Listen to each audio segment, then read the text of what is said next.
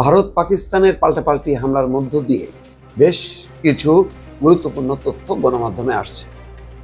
যেমন বলা হচ্ছে 25 জন ভারতীয় সেনা নিহত হয়েছে। এটা পাকিস্তানের প্রধানমন্ত্রী দাবি করেছেন এবং সেই খবরটি প্রকাশ করছে বিবিসি।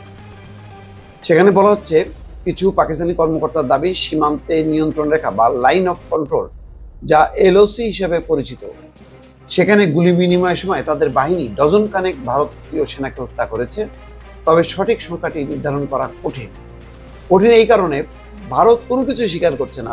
যেমন সমস্ত আন্তর্জাতিক গণমাধ্যম সবাই বলছে যে 5টা যুদ্ধবিমান নাই, তার ধ্বংসাবশেষ দেখা যাচ্ছে, কিন্তু এখনো ভারত সেটা বলছে না।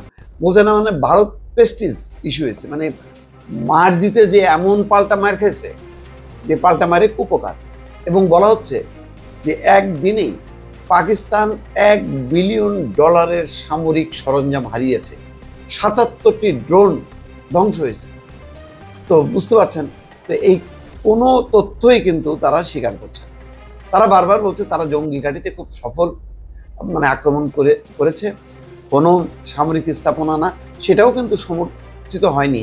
দেখা যাচ্ছে সেগুলি মসজিদ, 4টা মসজিদ, আর একটা হচ্ছে জলবিদ্যুৎ বাঁধ বা কেন্দ্র, এরকম একটা স্থাপনা। এবং সেখানে মারা গেছে শিশু, নারী, পুরুষ। তাহলে কারা জঙ্গি মারা গেল, সেটার কি কোনো স্বীকৃতি পাওয়া গেল? আন্তর্জাতিক কোনো গণমাধ্যম বলেছে যে হ্যাঁ জঙ্গি ঘাঁটি উড়াই দেওয়া হয়েছে? না, এটা হলো বোগাস একটা আওয়াজ মারলো আর কি। সপ্তাহের শুরুতে পাকিস্তানি তথ্যমন্ত্রী আতাউল্লাহ তারার দাবি করেন 40 থেকে 50 জন ভারতীয় সেনা নিহত হয়েছে। বিবিসি এই সময় পাকিস্তানের প্রতিরক্ষামন্ত্রী খাজা আসিফের সঙ্গে কথা বলে তিনি জানান বুধবার থেকে প্রায় 25 জন ভারতীয় সেনা নিহত হয়েছে বলে ধারণা করছেন তিনি। খাজা আসিফ স্বীকার করেন পাকিস্তানও ক্ষতির সম্মুখীন হয়েছে, তবে তিনি সেই সংখ্যা জানেন না। ভারত কেবলমাত্র একজন সৈন্যের কথা বলেছে যে মারা গেছে। তিনি দাবি করেন ভারত সংঘর্ষের সূচনা করেছে এবং ভারতের 2 ব্রিগেড সদর দপ্তর হামলার শিকার হয়েছে, যদিও দিল্লি এই দুটি দাবি অস্বীকার করেছে।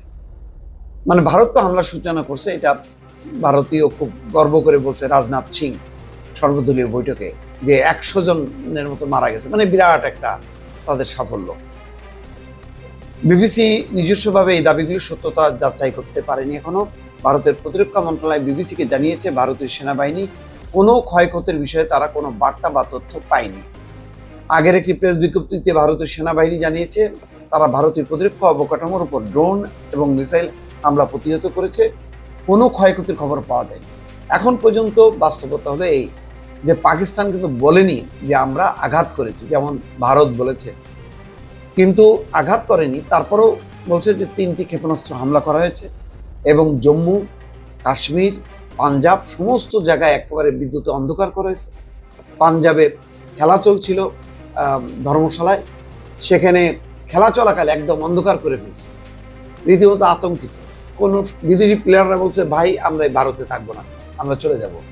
1 সপ্তাহ বন্ধ করছে এবং এটা কবে চালু হবে কোনো ঠিক নেই। কোটি কোটি টাকা গচ্ছা। সব মিলে ভারত এখনো পাকিস্তান হামলা করেনি, তাতেই যেই পরিস্থিতি দেখা যাচ্ছে ভারতের, তাতে হামলা করার পর তাদের অবস্থা কি দাঁড়াবে আল্লাহ মালুম। 27টা বিমানবন্দর বন্ধ হয়েছে, 450-এর উপরে ফ্লাইট তার যাত্রা বাতিল করছে।